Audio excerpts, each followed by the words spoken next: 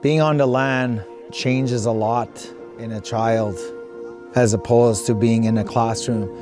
Atmosphere is different, or demeanor is different, or energy is different. Like today, setting a net, to see their faces light up, to feeling proud that we caught so many fish today in our net. And it's a skill I think that should be taught, but at the same time, teach them about managing, not to overdo it, not to, take more than what we need.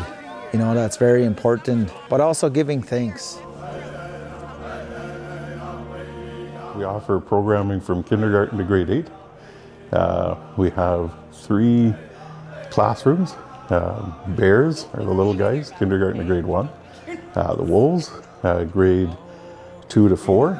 And then the moose, grade 5 to 8. We try to run a program that focuses on cultural reciprocity, so it's keeps the Anishinaabe culture present in the kids' daily experiences at our school.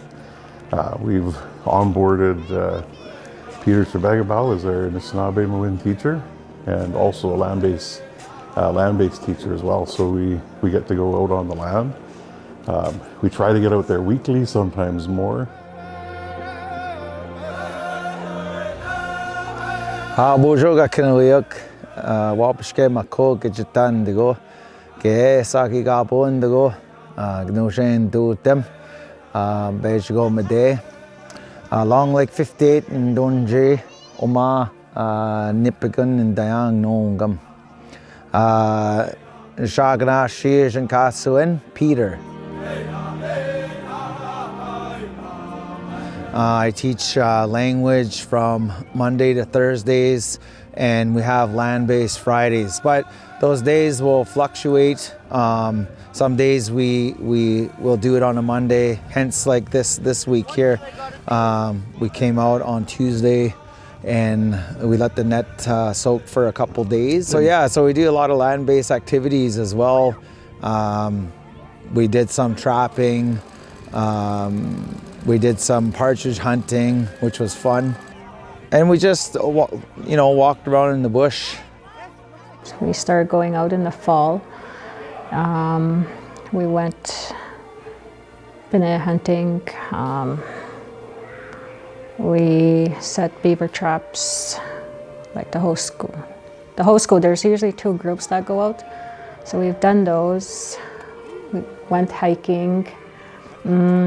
Participated in the spring hunt, the fall hunt gathering, and like even to go on the skidoo ride just around the field here, kids were having fun with that, and they were just like, they just wanted to keep going all day long. They enjoyed it. Water, Migrity. My friends is Starlo, Toddy, and Trace. When Peter took us canoeing. Richie could freeze, but yeah. I mean, like, most of my cousins were there. Skylar was there, Kylie, was there Kylie?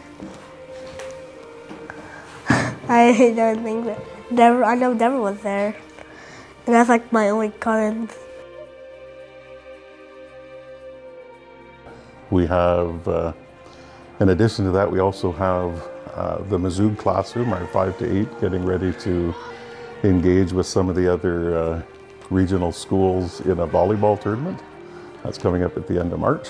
We're also getting prepared to have the first and hopefully annual Anishinaabe Mawin Language Bowl. Yeah, there's lots of exciting things happening. Some of the kids, like last time we went trapping, a lot of them never seen beaver trapping, but they really all enjoyed it. They were so excited to go back to lift the traps. So we went snowshoeing, they enjoyed that. I think land-based learning is critical for everybody because growing up, I did land-based all my life and not knowing I was doing it. As I got older, technology took over. I don't go get water. I still shovel, but I don't get water. It's good for them to have land-based, to be more connected with the land and our culture, because that's our land. We need to eat. So we do need more land-based for our kids as the generations are growing up. Currently, that is our situation. Yeah, we have to apply yearly, and then we have to kind of decide where we stick that money for that year. It's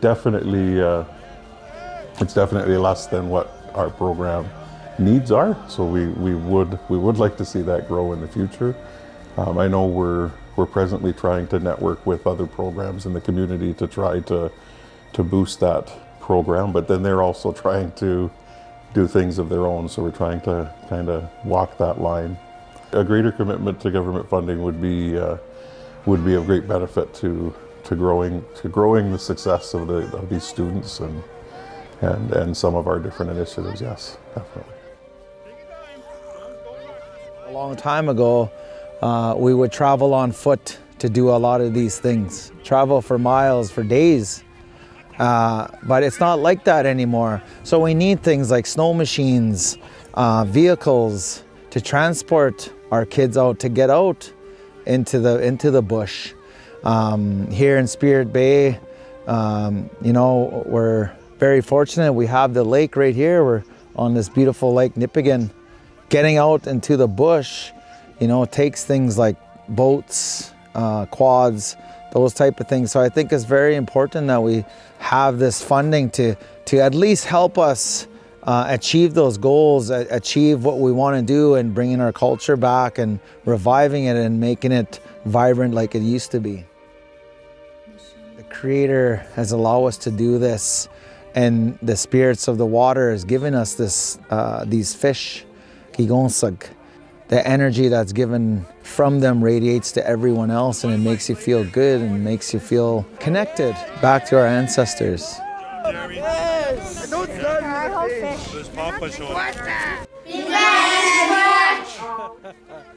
Is it heavy? Do you see that? Want them to say it all at the same time? Make rich. Make rich. Which one has to be?